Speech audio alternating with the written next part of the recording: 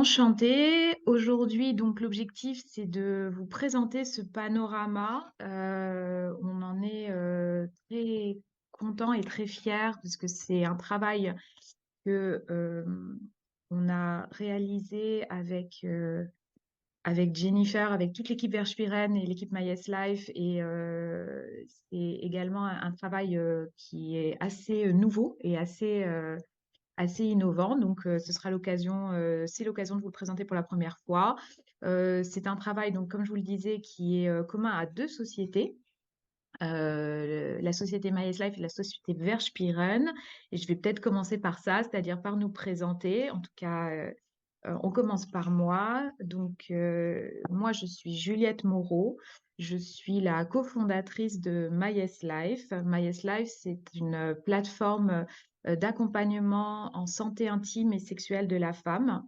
Et nous accompagnons la santé intime et sexuelle de la femme également en entreprise, en proposant de faire de la santé intime un outil d'empowerment, un levier d'égalité femmes-hommes et un levier d'amélioration de la qualité de vie au travail. On le fait de trois manières. La première, c'est en proposant un certain nombre de conférences de sensibilisation sur les thématiques de santé intime de la femme et comment elles impactent la vie au travail. On fait également des formations pour les DRH et les managers autour de ces thématiques et pour pouvoir mieux accompagner les collaboratrices qui se traversent ou qui souffrent de ces problématiques-là. Et un dernier axe qui est pour l'ensemble des salariés une application, une plateforme qui permet de répondre à toutes les questions que les femmes peuvent se poser sur sur leur santé intime. On le fait à travers du contenu, un réseau social, des groupes de parole en ligne et du téléconseil avec des sages-femmes. C'est une application qui a une grande attention à la fois à la sécurité et à la qualité de ce qu'on propose. Et c'est ce qui nous a permis, entre autres, d'être la première application santé des femmes référencée sur Mon Espace Santé, dont vous avez peut-être entendu parler ces derniers temps, parce qu'il y a une petite campagne de pub qui a été relancée. Voilà pour nous. Je te laisse te présenter, Jennifer, et présenter Verspiren. Oui, eh ben, bonjour à tous. Je suis donc Jennifer Méozone. Je suis consultante expert en protection sociale chez Verspiren. Et donc, chez Verspiren, notre activité, c'est d'accompagner les sociétés de toute taille à optimiser, à mettre en place ensuite et surtout à piloter les dispositifs de protection sociale. Donc, on parle ici de complémentaire santé, de prévoyance, hein, notamment. Et on sait que c'est quand même des volets qui sont très importants en entreprise, hein. Ça fait partie intégrante d'une politique globale de prévention santé. Et c'est à ce titre qu'on échange assez régulièrement avec soit la direction des services RH ou même des représentants du personnel qui se saisissent du sujet sur toutes les problématiques donc, de santé au travail. Et on cherche donc à les accompagner pour adapter au mieux certaines actions, certaines mesures aux enjeux de chaque entreprise. Merci. Du coup, on va peut-être commencer par expliquer dans quel cadre on a fait ce travail. Euh, le premier, il est important à noter, même si je pense que ça doit être une évidence pour beaucoup d'entre nous, mais c'est qu'aujourd'hui, les femmes représentent pratiquement 50% de la population active. Donc aujourd'hui, on a, excusez-moi, je suis obligée d'admettre les gens en même temps. Euh, Aujourd'hui, on a 48,5% de la population active qui est constituée des femmes. Et dans ce cadre, peut-être certains et certaines d'entre vous ont eu l'occasion de voir passer fin juin un rapport, donc le 27 juin, un rapport du Sénat qui s'attachait plus particulièrement à regarder la question de la santé des femmes au travail. Et la première en fait recommandation de ce rapport, c'est de développer l'élaboration et l'exploitation par tout organisme de producteur de statistiques publiques ou de statistiques propres à la santé au travail, de développer des données sexuées ou genrées, à vous de voir comment vous les donnez, et croisées sur la sinistralité au travail. Concrètement, qu'est-ce que ça veut dire? Ça veut dire qu'aujourd'hui, on est dans un état de proposition de statistiques sur la santé au travail qui est neutre. C'est-à-dire qu'aujourd'hui, on a tendance à proposer des statistiques sur l'absentéisme, sur la consommation de soins, sur la sinistralité au travail, sur les accidents, qui ne font pas de différence entre les genres. Alors, c'est une volonté qui vise à ne pas stigmatiser un genre ou un autre. Malheureusement, et c'est ce que relève le rapport du Sénat, ce type d'approche peut aussi avoir un effet inverse, c'est-à-dire d'invisibiliser un certain nombre de risques et du coup de ne pas donner à voir des difficultés ou des spécificités à la santé des femmes au travail qui, par ailleurs, pourraient l'être si on commence à regarder ces données-là plus de manière attentive et en les sexuant. C'est dans cet esprit-là qu'on a choisi avec Verspieren.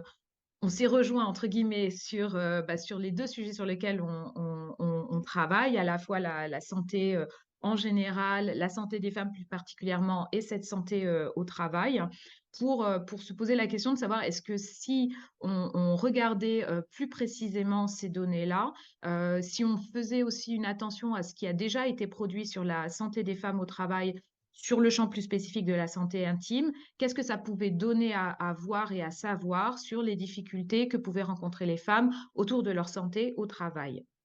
Petit bémol à cette présentation, il y a un certain nombre de chiffres qui vont être présentés. L'objectif, à aucun moment pour nous, évidemment, c'est de stigmatiser déjà l'emploi des femmes. On serait bien normal, Jennifer comme moi, d'en parler, ni bien sûr de stigmatiser un âge, un genre ou une situation, mais bien plutôt de se dire, OK, une fois qu'on regarde la réalité, quel type de solution on peut y proposer et comment déjà on peut mieux comprendre et mieux interpréter cette réalité-là pour avoir une politique de gestion de la santé au travail et de qualité de vie au travail qui soit la plus adaptée possible et au final augmenter l'engagement des collaboratrices et collaborateurs et peut-être aussi l'attractivité des structures qui cherchent à les employer.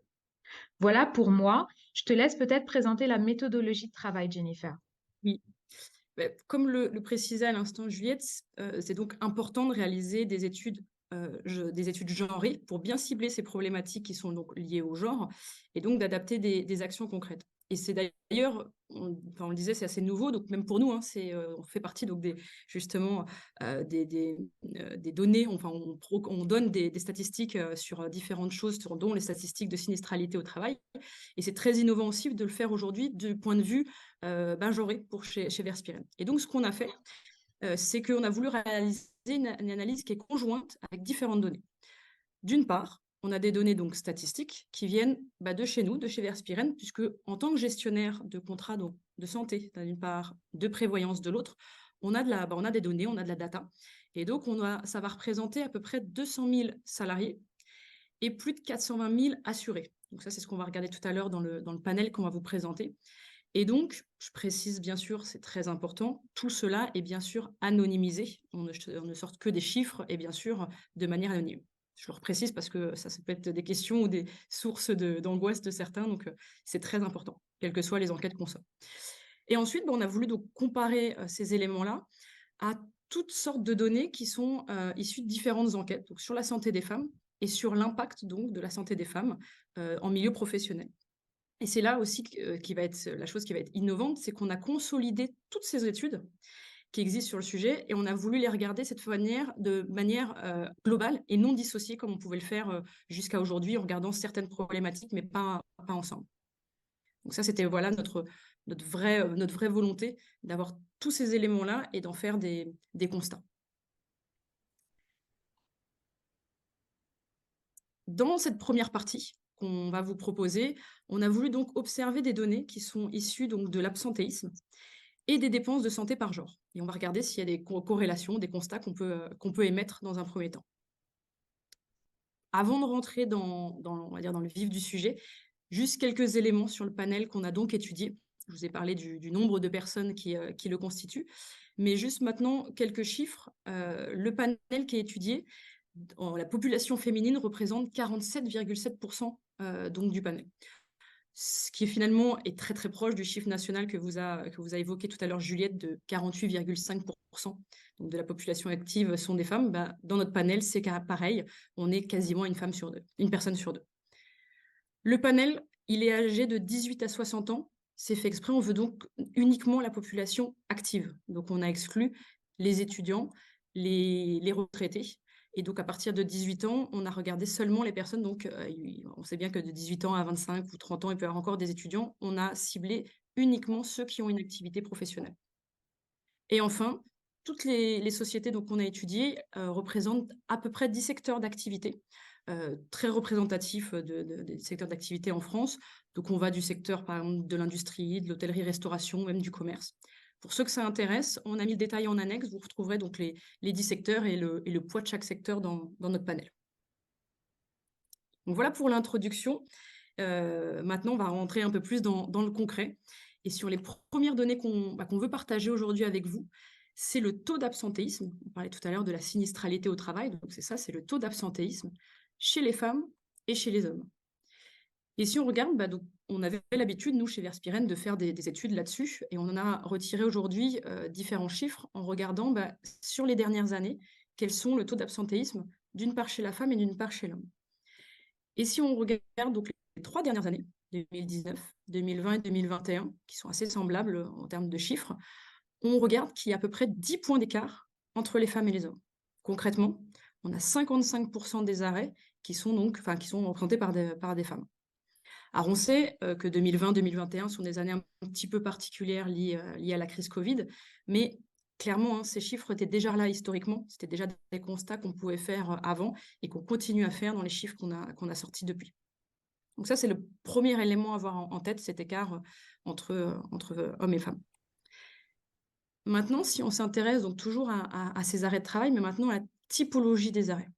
Ce qu'on appelle la typologie, c'est est-ce qu'on est sur un arrêt de travail dû à un accident de travail, donc c'est quelque chose qui est quand même clairement différent, ou est-ce que c'est un arrêt maladie qui a été déclaré. Et là, pareil, donc on a fait cet exercice genré, et on remarque que finalement, les accidents du travail touchent majoritairement la population masculine. Et l'écart, d'ailleurs, on a regardé un petit peu plus en termes d'âge, il va être plus marqué chez la population jeune, chez les hommes. Donc concrètement, sur 100% des arrêts pour la population féminine, on en a 88% qui sont des arrêts maladie, alors qu'on n'en a que 83%, donc cette fois-ci chez les hommes. Si on s'arrête sur juste ces premiers chiffres qu'on vient de vous évoquer, pour nous, il y a un premier constat qui pour nous, saute aux yeux. On sait que la prévention des accidents du travail, c'est un élément majeur dans les politiques de santé au travail. Donc ça, c'est super, ça doit le rester, ça doit être conservé. Cependant, ce qu'on veut mettre en lumière, c'est que ça cache peut-être une autre réalité. Aujourd'hui, les femmes, elles sont moins concernées par ces accidents de travail, et donc peut-être qu'il y a des actions qui seraient potentiellement ciblées sur les femmes, sur différentes problématiques qu'on ne voit pas, qui sont donc noyées, on va dire, dans la masse, et qu'on pourrait suivre et mettre des actions, en fait, des pistes d'action en place. Donc c'est important finalement d'avoir un suivi précis de son absentéisme, d'en connaître les causes, et comme ça on peut adapter sa politique de prévention, et en fonction donc du type de collaborateur qu'on va avoir dans les sociétés. Donc on en reparlera, on va le développer un petit peu plus loin, mais c'est pour nous un premier indicateur qu'on veut partager avec vous.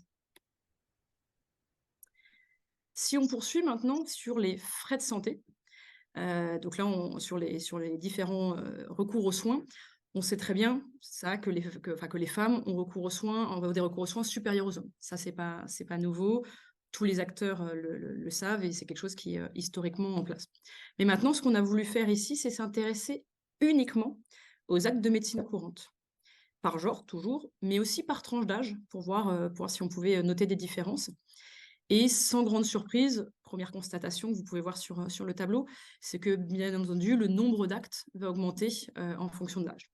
Ça, c'est quelque chose qu'on pouvait s'attendre. Mais là, ce qui va nous intéresser maintenant, c'est le delta qu'il va y avoir entre les hommes et les femmes. Et cette fois-ci, on voit qu'il est constant d'ailleurs en fonction de l'âge, et qui va d'ailleurs s'accentuer aussi, qui peut s'accentuer. Je le reprécise encore une fois, là, on est sur de la médecine courante.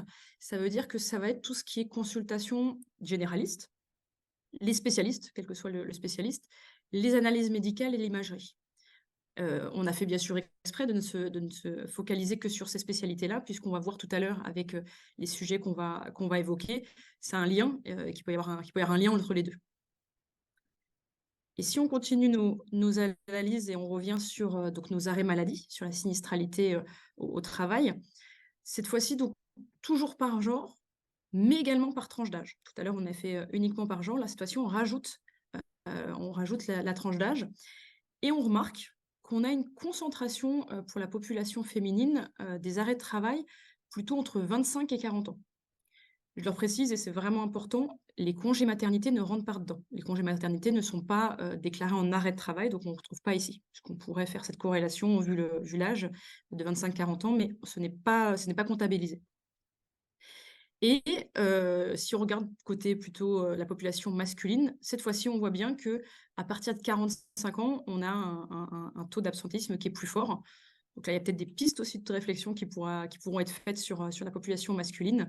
On verra dans d'autres peut-être, d'autres webinaires qu'on construira, mais là, aujourd'hui, on a ce constat-là aussi sur, donc la population masculine.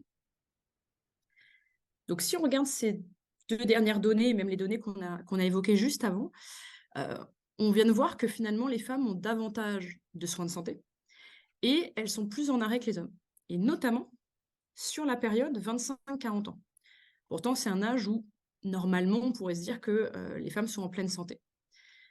Ce qui nous amène donc à faire une corrélation entre les différents constats là qu'on vient de voir et les différentes problématiques que rencontre la femme, en fait dans sa vie dans sa santé intime qu'on va voir à tout à l'heure, puisque c'est clairement un âge où il y a une concentration de problématiques qui sont regroupées.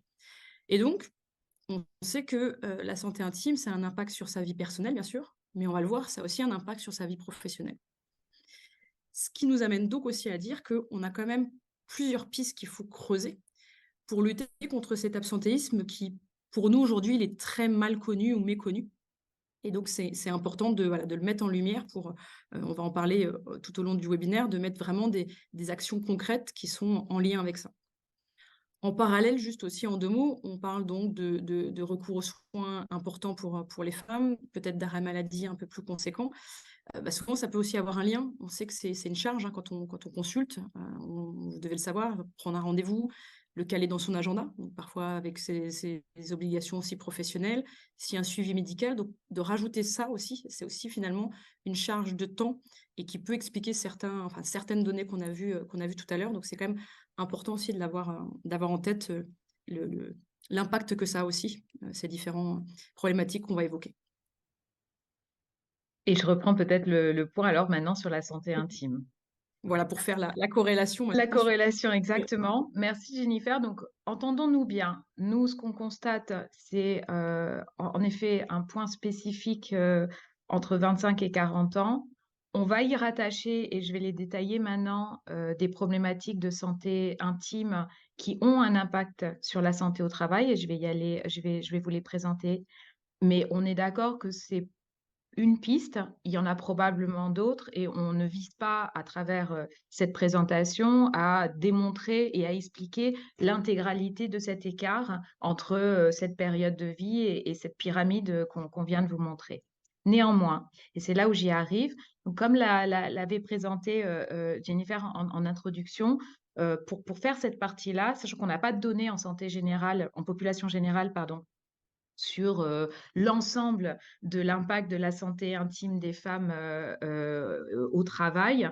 On a travaillé sur ce qui existait aujourd'hui et heureusement, un grand nombre d'associations de patientes, on les a toutes citées à la fin, mais je peux en citer quelques-unes comme Endo France, comme Fibromyalgie France, comme SOPK ou comme BAMP, ont travaillé sur, l'impact, à travers, des enquêtes, sur l'impact de certaines pathologies ou de certains moments de vie sur, sur le travail et sur, la vie au travail. Donc on a utilisé, toutes ces études, on les a recensées. Ce sont des études qui sont toutes des enquêtes pardon, qui ont été faites en France avec des populations, françaises. On peut en trouver d'autres, à l'étranger, mais nous, on a préféré se concentrer sur ce qui existait sur les populations et le bassin de population qu'on connaissait. et sur la base duquel surtout ont été extraits les données précédentes, qui elles sont toutes extraites de données de collaborateurs et collaboratrices français. Oui. Du coup, si on en arrive, alors ça c'est un peu la palissade, mais c'est le cas. 100% des femmes actives sont impactées tout au long de leur vie par leur santé intime. Ça veut dire déjà qu'elles en ont une, donc c'est déjà pas mal. Mais de fait, à partir du moment où on travaille, on ne laisse pas à l'entrée de l'entreprise tout le reste de son corps et tout ce qui biologiquement fait qu'on avance dans la vie. Du coup, on vous a préparé une petite frise. Alors, pour celles et ceux qui ne sont pas à l'aise avec ce type de présentation, vous retrouverez dans le panorama un détail beaucoup plus textuel, mais on a trouvé que c'était particulièrement parlant, en particulier pour mettre en lumière cette période spécifique de 25 à 40 ans. Donc, qu'est-ce que vous retrouvez ici? Ici, vous retrouvez la frise de 22 à 62 ans de tout ce qui se passe en termes de santé intime pour la femme. Alors, 22 et 62 ans, ce sont les âges moyens d'entrée dans la vie active et de sortie dans la vie active à aujourd'hui. Voilà, donc c'est les dernières données de l'INSEE. Et pendant cette période-là, une femme va traverser un certain nombre d'étapes, de moments de vie. Et pour l'instant, je ne parle pas de pathologie. Du coup, la première, c'est qu'en général, les femmes vont être réglées, donc dans la grande majorité, et que aujourd'hui, on estime à 29 ans le nombre d'années moyennes pendant laquelle une femme a ses règles. Donc ça, c'est la partie haute de ce graphique. Si on va en bas sur les conséquences sur le bien-être au travail, une des études, et encore une fois, toutes nos études sont citées à la fin, et pour pas alourdir ce webinaire, je vous invite à les regarder par la suite. Mais une enquête, entre autres, il y en a plusieurs, a montré que 65% des salariés ont été confrontés à des difficultés liées à leurs règles au travail. Premier point, donc quelque chose qui globalement regroupe l'ensemble des femmes. Alors, avoir des difficultés autour des règles au travail, ça peut aller de douleurs, hein, comme simplement des questions d'hygiène, c'est-à-dire pouvoir se changer, avoir accès à des toilettes et être en capacité de pouvoir respecter son hygiène personnelle. À partir de entre 31 et 42 ans, c'est les âges moyens pendant lesquels les femmes vont, pour celles qui en ont envie, être confrontées à des projets d'enfants, et donc vont se poser des thématiques qui vont plus tourner autour de la fertilité ou de l'infertilité, de la maternité et du postpartum. Le postpartum, c'est la période qui suit l'accouchement.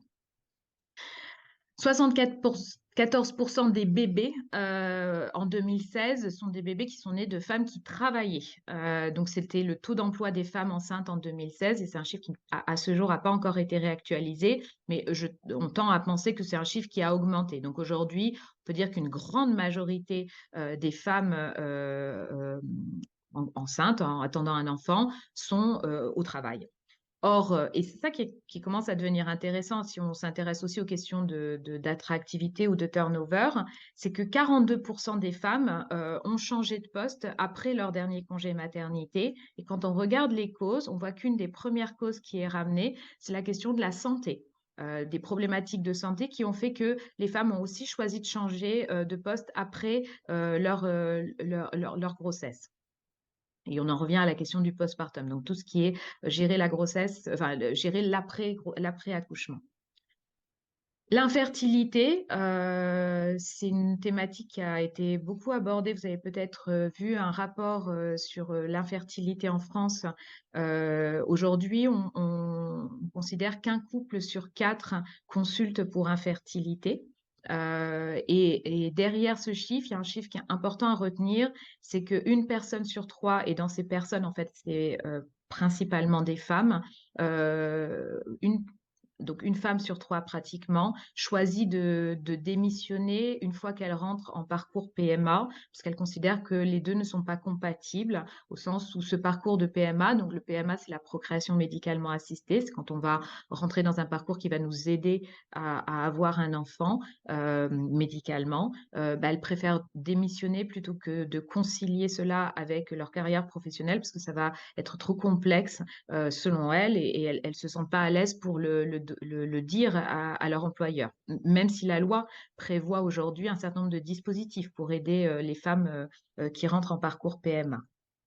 Et puis, last but not least, je vais passer sur la périménopause, qui est une période que, que, qu'on commence un peu à évoquer, mais une période presque enfin, compliquée, mais on peut aller directement à la ménopause. Et aujourd'hui, avec l'augmentation du nombre de femmes actives et aussi le vieillissement de la population, on considère que 2 tiers des femmes qui ont entre 40 et 60 ans, ce qui représente quand même une grosse partie de la population active, sont ménopausées, sachant qu'une femme sur deux se dit impactée par sa ménopause au travail, que ce soit à travers des symptômes. Et non, il n'y a pas que les bouffées de chaleur, mais ça peut être aussi le regard des autres.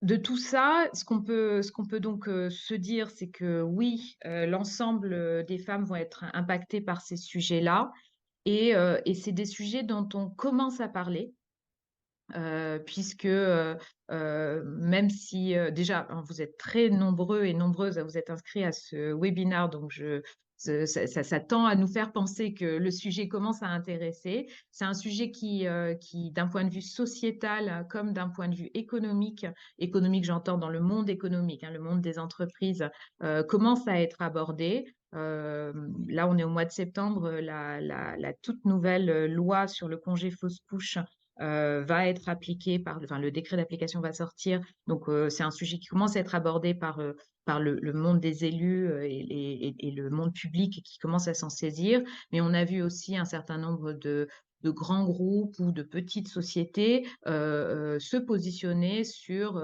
des moments de vie de la femme, alors que ce soit à travers des congés menstruels ou des congés spécifiques pour règles douloureuses, ou encore une attention particulière aux femmes revenant de congé maternité ou en ménopause. Donc, le sujet commence à se positionner et on commence à avoir de plus en plus économiquement des gens qui s'en saisissent. Mais il y a encore un certain nombre de choses à regarder et le champ est encore vaste. Là, j'ai regardé avec... Pardon, je t'en prie, Juste, Jennifer. Juliette, justement, par rapport à ce que tu viens de dire, parce qu'on échange quand même beaucoup, nous aussi, avec les entreprises, comme je disais, avec les services RH, et on constatait que jusqu'à aujourd'hui, c'est quand même un sujet qui était très, très peu abordé, que c'était presque même un sujet tabou, hein. Et on voit que ça commence tout doucement. Je dis bien tout doucement, on a quelques exemples, et tu en parlais, qui l'abordent, mais on voit que pour l'instant, quand on en échange, on a parfois des demandes, mais c'était pas encore quelque chose qui était très connu, et même la population féminine, hein, avec qui on échange, méconnaissait un petit peu tous ces sujets-là et surtout l'impact sur le milieu pro. Tout à fait. Alors, c'est intéressant ce que tu dis, ça rebondit aussi sur des expériences que j'ai quand j'interviens en entreprise où, en effet, la mise à l'ordre du jour, entre guillemets, du sujet peut surprendre au départ. Mais une fois qu'on commence à dérouler le sujet, finalement, on se rend compte que un certain nombre de collaboratrices et collaborateurs font rapidement le lien avec des situations vécues et de fait, ça ouvre la parole et ça commence à aborder. Mais tu as raison, en effet, le sujet commence à être abordé, même si, comme on peut le voir, l'impact est certain. Et si je reviens à ce que tu nous as présenté avant, donc l'absentéisme, on peut faire quand même une petite corrélation entre cette première partie et ces absences qu'on citait précédemment. Deuxième point, alors là, par contre, donc là, on est sur des femmes, entre guillemets, sans maladie. On arrive ensuite à un deuxième axe qui est tout ce qui touche aux pathologies chroniques gynécologiques. Donc, une maladie chronique, c'est une maladie, et je m'excuse par avance s'il y a des médecins dans la salle, parce que je vais le faire de manière très, très vulgarisée, mais c'est une maladie qui intervient tout au long de la vie et dont au mieux, on soigne les symptômes, mais dont on ne peut pas obligatoirement guérir complètement. Et dans ces pathologies chroniques que je vais citer par ailleurs, je ne prends pas en compte les cancers qui sont eux aussi malheureusement des pathologies chroniques. Et là, je vais juste me concentrer sur en gros les principales pathologies chroniques gynécologiques.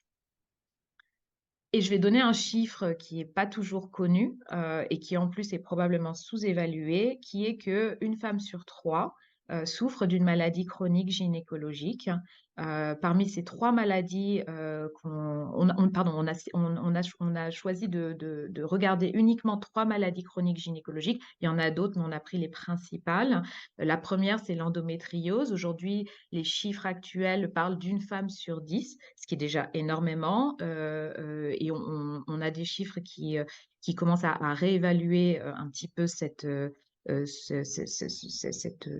prévalence avec peut-être un peu plus de femmes concernées. Donc l'endométriose, je vais y revenir, mais c'est une maladie dont on a beaucoup entendu parler récemment avec un plan endométriose annoncé par le gouvernement. Mais c'est une maladie qui fait beaucoup souffrir les femmes et qui a un vrai impact sur la vie personnelle. Une deuxième maladie chronique que l'on évoque ici, le SOPK, ou le syndrome des ovaires polykystiques. C'est une maladie qu'on connaît peut-être un peu moins, même si elle est responsable c'est la première cause d'infertilité des femmes. C'est souvent une maladie qu'on découvre au moment où on est en projet d'enfant. Et le syndrome des ovaires polykystiques, malheureusement, n'a pas que l'infertilité comme symptôme, mais va aussi avoir des symptômes sur le mode de vie. On parle d'une femme sur 10 et aujourd'hui, on a une réévaluation qui évoque même une femme sur 7. Et puis un dernier axe, une dernière maladie, le fibromutérin symptomatique. Alors le fibromutérin, c'est c'est pour pas ceux, pardon, c'est pour celles qui en ont souffert, elles ont peut-être entendu leur médecin parler de tumeurs bénignes, hein. Donc en effet, c'est quelque chose qui est bénin au sens où on n'en meurt pas. Enfin, pas en tout cas directement du fibrome, mais les conséquences peuvent parfois être très graves. Et aujourd'hui, là aussi, le fibromutérin, dans certains cas, peut concerner plus qu'une femme sur 10. Fibrome Info France évoque le chiffre d'une femme sur 4. Alors, ça, c'est pour la population générale. Donc, concrètement, soit vous, soit vos collègues femmes, vous savez que dans le lot, il y en aura au moins une sur 3 qui va être concernée par une de ces pathologies. Et si on regarde, pareil, les quelques enquêtes qui existent sur l'impact au travail, le premier, qui est l'endométriose, une étude très intéressante d'Endo-France qui montrait que 65% des femmes atteintes d'endométriose parler d'un impact négatif de la maladie sur leur quotidien professionnel. Derrière, ça se traduisait par de l'absentéisme, par du présentéisme parfois, et en tout cas par des difficultés à pouvoir travailler sereinement. Et 73% des femmes, ce chiffre-là, il est aussi très intéressant, atteintes d'endométriose, jugeaient que le fait de partager la situation sur leur maladie permettait d'améliorer leur vie au travail. Donc, je le rappelle, l'endométriose, c'est une maladie qui, en général, apparaît au moment des premières règles et, en général, disparaît au moment de la ménopause. Donc là, on est vraiment sur la pathologie entre 20 et 45 ans, pour les femmes actives, hein, puisqu'évidemment, les premières règles arrivent avant, mais on est vraiment sur cette pathologie-là qui peut avoir un impact chez les femmes. Et c'est une pathologie qui est, entre autres, est caractérisée par de fortes douleurs qui peuvent être invalidantes. Deuxième enquête sur laquelle on s'est fondé, le fibrome. Alors le fibrome, il peut avoir des formes plus ou moins fortes, qui fait que va impacter les femmes différemment. Mais on a quand même 14% des femmes souffrant de fibrome qui déclarent être gênées dans leur vie professionnelle et 11% qui disent s'être déjà mis en arrêt de travail à cause des fibromes ou envisageant de le faire pour 12% d'entre elles. Là aussi, le fibrome, il y a une apparition, une présence plus importante chez les femmes entre 35 et 50 ans. Et la principale caractéristique des fibromes, et encore une fois, hein, ce n'est pas l'ensemble, c'est que ça va être caractérisé par de très forts saignements et des périodes d'anémie qui, du coup, donnent une grande fatigue.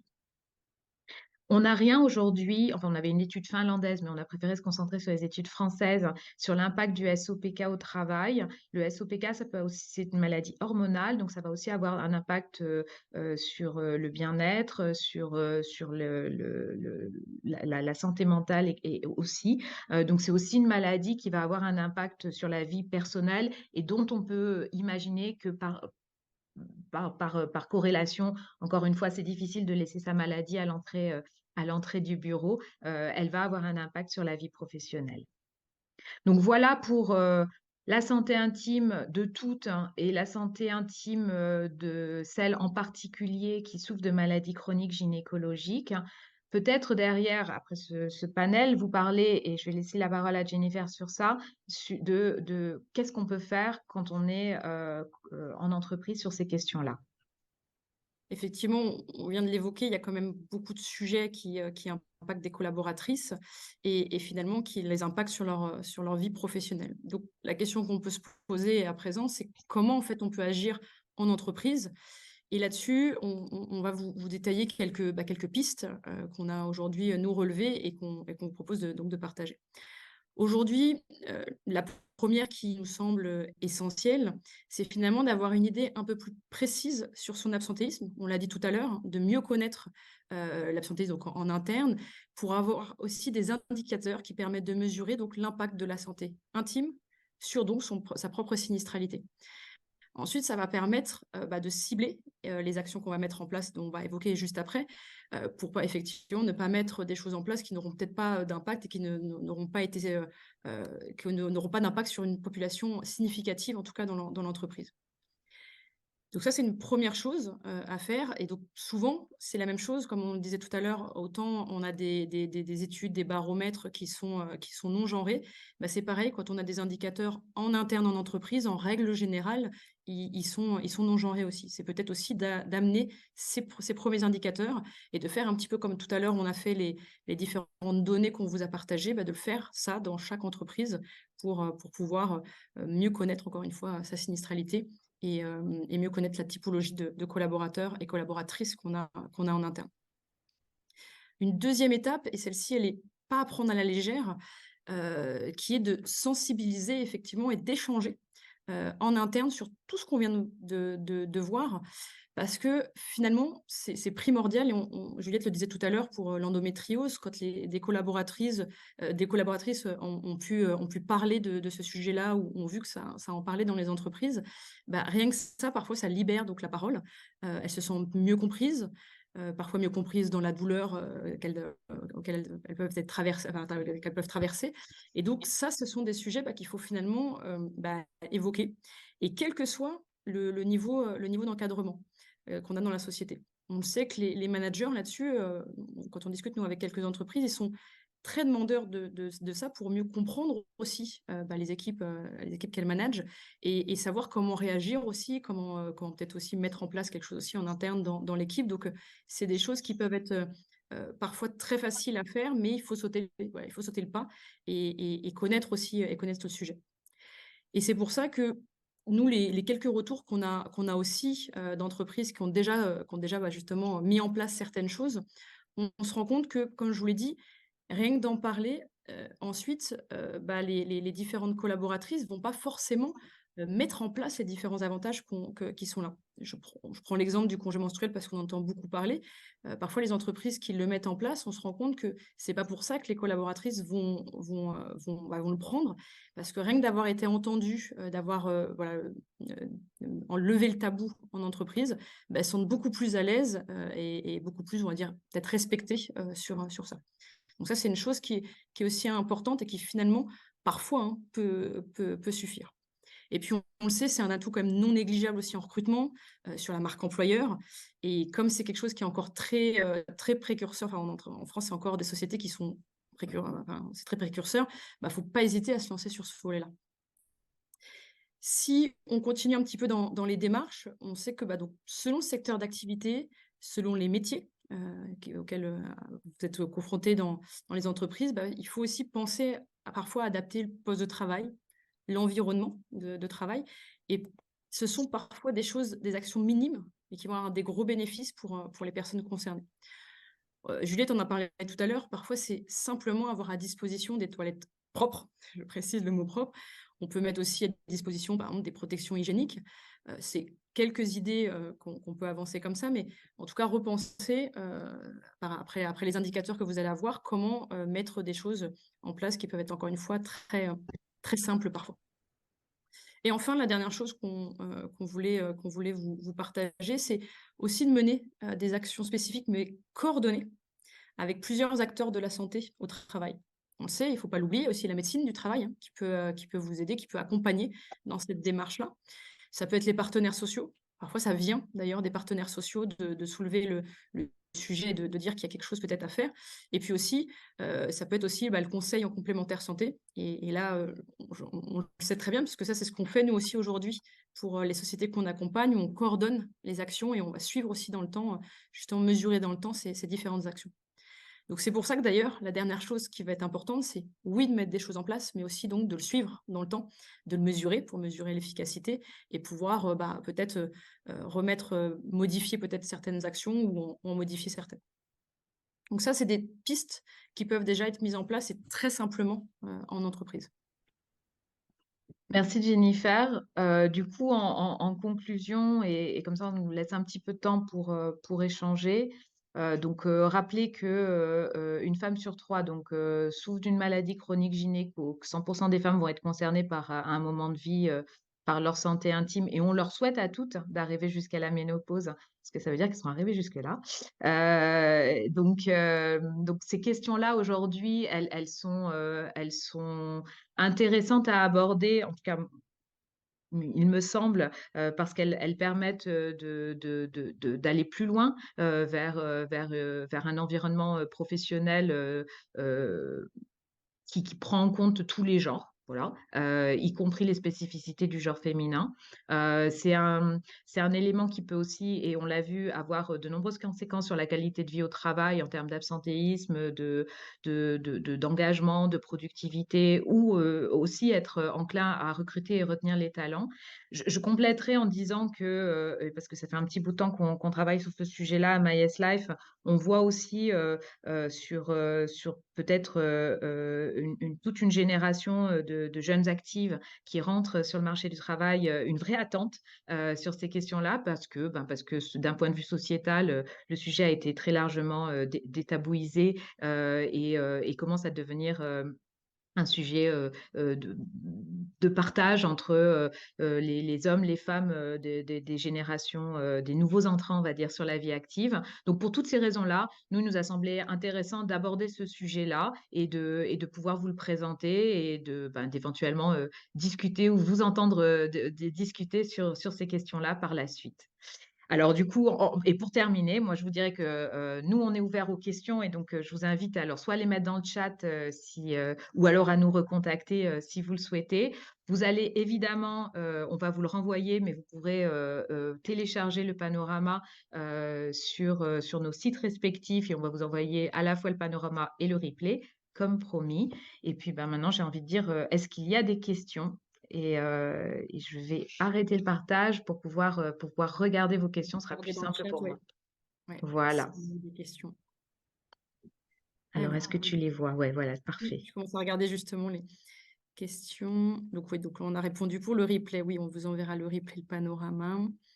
Euh, Alors, dans les questions sur effectivement les arrêts maladie considérés, alors je vois qu'il y a eu une réponse, mais effectivement, je confirme parce que je vois que la question était sur les enfants malades d'autres raisons. Donc non, ce n'est pas comptabilisé dans les arrêts qu'on a vus tout à l'heure parce que ils ne sont pas, ils sont pas indemnisés. Donc on parle vraiment d'arrêt maladie, pas par exemple de congés pour enfants malades ou de congés, ça peut être des congés même d'aidants, puisqu'on sait que c'est la population féminine surtout qui est souvent aidante. Donc non, ce n'était pas, et donc, ça aurait pu être une piste qui expliquait cet écart-là, mais il n'était pas dans les chiffres qu'on a vus tout à l'heure. Euh, Pouvoir travailler chez soi, les quelques jours autour des règles quand ça s'accompagne de douleur et de fatigue. C'est vrai que c'est des pistes aussi qu'on peut avoir. alors qu'ils sont malheureusement pas toujours envisageables quand on est sur une fonction. Tout dépend de l'activité, ouais. Voilà, quand en fonction, il y a des fonctions évidemment de bureau qui le permettent, d'autres qui le permettent pas. Donc c'est pour ça aussi que c'est important de réfléchir à tout un panel de solutions. Comment encourager les responsables RH à prendre des mesures pour la santé des femmes? Alors, je ne suis pas responsable RH. J'en rencontre quelques-unes avec un grand plaisir. Je pense qu'aujourd'hui, c'est quand même une thématique, comme je le disais, qui commence à faire émerger. Nous, notre panel, il vise aussi à donner du corps aussi concrètement à ce que ça représente.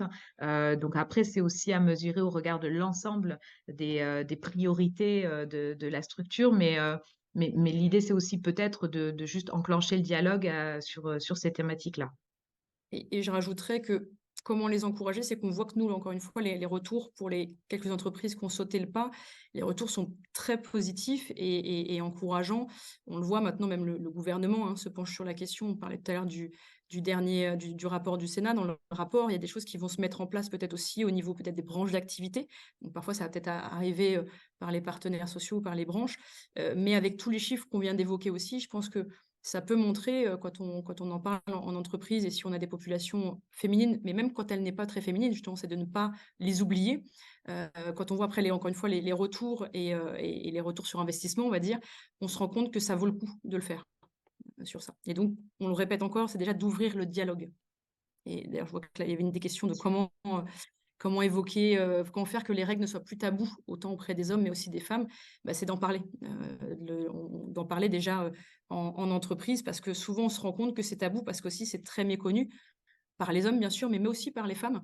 Je suppose que tous les sujets qu'on a évoqués aujourd'hui, il y en a peut-être certains que ce soit les chiffres ou même peut-être les thématiques et donc d'ouvrir encore une fois le dialogue sur les règles, mais pas que, ça lève déjà un tabou. C'est Et, déjà de et je, dialoguer. et je voudrais juste, alors pour le coup, c'est une expérience récurrente de prise de parole qui est que, en fait, à partir du moment où on prononce le mot, il faut juste que c'est comme l'éléphant. Une fois qu'on a commencé à prononcer le mot, finalement, les choses viennent assez facilement. Il n'y a pas besoin d'être trash, il faut juste poser les choses. Et pour la majorité des collaborateurs hommes, alors c'est variable, mais en tout cas, une grande majorité des collaborateurs hommes ont souvent aussi une compagne qui partage leur vie et qui est confrontée aux mêmes difficultés que celle enfin, qu'ils rencontrent au travail. Donc, aborder ce sujet-là, ça vise à simplement le mettre devant de la scène. L'idée, encore une fois, et j'en reviens à vraiment le warning que je mettais au départ, c'est qu'on associe aussi souvent règles avec fragilité ou l'idée, c'est pas de parler d'une fragilité, parce que des fragilités chez les hommes, on peut en citer plein, il y en a d'autres, hein. L'idée, c'est juste de remettre en fait un quotidien et d'expliquer aussi comment, ben, dans ce cas-là, on peut travailler sur ça. Et je voudrais juste en complément sur les règles, parce que je trouve, les règles, en tout cas l'intimité, je trouve l'exemple très très parlant sur l'intérêt pour les deux genres d'aborder ces thématiques-là. C'est un des exemples qui est cité dans le rapport du Sénat où, dans le cadre de la féminisation de la profession de chauffeur de bus de la RATP, s'est posé très rapidement la question des toilettes au terminus des bus. Donc, les femmes chauffeurs ont demandé en fait à avoir des toilettes pour toute une série de raisons. Et à ce moment-là, du coup, ça a levé la question de savoir de comment diable faisaient les chauffeurs hommes jusqu'à maintenant. Et l'ensemble en fait de la réponse qui a été de mettre des toilettes, évidemment, a permis une amélioration de la situation pour tout le monde. Donc, l'idée aussi, c'est que ouvrir cette question-là, ça va peut-être parler d'abord des règles, puis après de peut-être d'autres choses pour l'ensemble des collaborateurs. Il y a un point sur les collèges, hein. Oui, tout à fait. Il y a de plus en plus de collèges et de lycées qui s'équipent de distributeurs de protection périodique pour les jeunes filles. Et en effet, c'est une bonne manière aussi de faire rentrer ce sujet-là dans les nouvelles générations, mais qui revient sur ce que je disais, hein. Les jeunes générations, elles vont arriver avec ça en Au moment tête. du travail avec des envies. Exactement, et avec une Effectivement. éducation auquel elles vont s'attendre en entreprise. Voilà. Merci Viviane pour la citation. En effet, une bonne, on laisse pas son corps à la porte des entreprises. Alors, c'est valable pour les questions de santé intime, c'est valable pour plein d'autres choses, hein. Euh, et donc, merci Olivier. En effet, il y a un intérêt pour la salariée, les salariés, mais aussi pour l'entreprise d'un point de vue RH, hein. Et je crois qu'on a Oui, tout c'était vu en termes précis. de Beaucoup de questions. remerciements d'ailleurs. Des Merci remerciements et des merci oui, retours. pour vos retours. On espère que, bah, à moins qu'il y ait d'autres questions, bah, non, voilà. Et du coup, on espère que, bah, qu'on a pu au moins vous apprendre un peu des choses et surtout vous intéresser à cette thématique-là.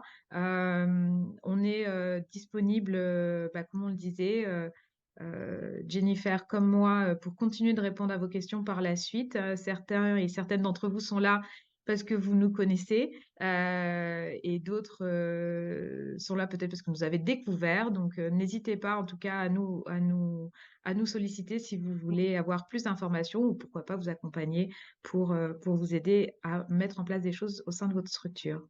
En tout cas, ça fait plaisir de voir qu'il y a de Ouais, l'intérêt et que ouais, c'est très, j'espère très voilà, cool. que ça vous a, comme disait Juliette, ça vous a appris certaines choses et ça vous a peut-être donné envie d'aller plus loin sur le sujet, parce qu'on le répète, mais il y a aussi vraiment des bénéfices à s'y intéresser.